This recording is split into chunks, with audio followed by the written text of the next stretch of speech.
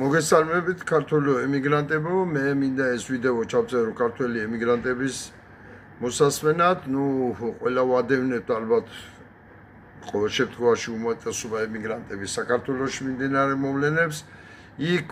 პროცესები კულმინაციას აღწევს, ყველაფრიდან ჩანს, რომ 4 რაღაცნაირად იქნება წყალგამყოფი, ან იმარჯვებენ ისინი, ან ვიმარჯვებთ ჩვენ, ვერ ვიმარჯვებთ ჩვენ, ეს ისლა პროცესების კაი ხნით, არ ვიცი, რამდენი წლით, თვით, თუ რამდენი ხნით ჩახშობას და მინავლებას და ამასობაში ქართველიერი ამას გაუძლებს თუ არა და დარჩება თუ არა, იქ ქართველი საკითხია ნამდვილად. ამიტომ რა ვიცი, ახლა ეს მე დიდი ხანია მქონდა ოცნებად, მაგრამ ვერაზოს ვერ მოახერხე, რა თქმა უნდა, მე ამას მარტო ვერ მოახერხებ. რა თქმა უნდა, ამაში ყველა ემიგრანტი უნდა იყოს ჩართული, მე ამას ვაქვეყნებ ახლა და ვწერ,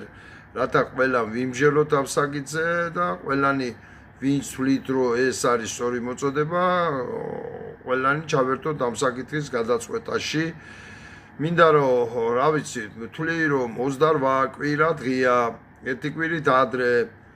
4 ოქტომბრამდე, ერთი კვირით ადრე ყველა ემიგრანტი შევიკრიბოთ სხვადასხვა ქალაქებში, მსოფლიოს ყველა ქალაქში, სადაც კი ემიგრანტები ვართ. ოღონდ ერთ და იგივე დღეს, ერთ და იგივე რიცხვში, პირობითად 3 საათზე ჩლუეთ ყველა ევროპულ ქვეყანაში 3 საათი, ანუ საბერძნეთი 1 საათით ალბათ.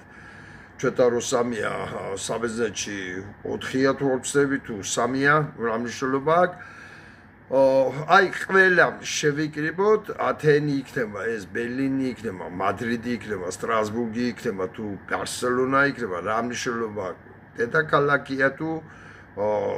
მეორე ქალაქია თუ მესამე ქალაქია, ყველა შევიკრიბოთ ერთდროულად ჩავატაროთ აქცია. რა თქმა უნდა, ხარდაჭერი 4 ოქტომბრის და გამაცოცხლოთ საქართველოს პოზიციები ევროპელების თვალში, იმიტომ რომ ევროპა ამ წუთას სხვა პრობლემებშია, ღაზაში ისევე დაიწყო რაღაც შეტევები, პოლონეთთან არის აქცენტები გადატანილი და ასე შემდეგ და ასე შემდეგ, მაგრამ უამრავ პრობლემებშიცაა ევროპა ჩატანილი და რაღაცა ჩვენი პრობლემა აღარა ნომერ პირველი, ან ნომერ მეორე მაინც, როგორც იყო და ამით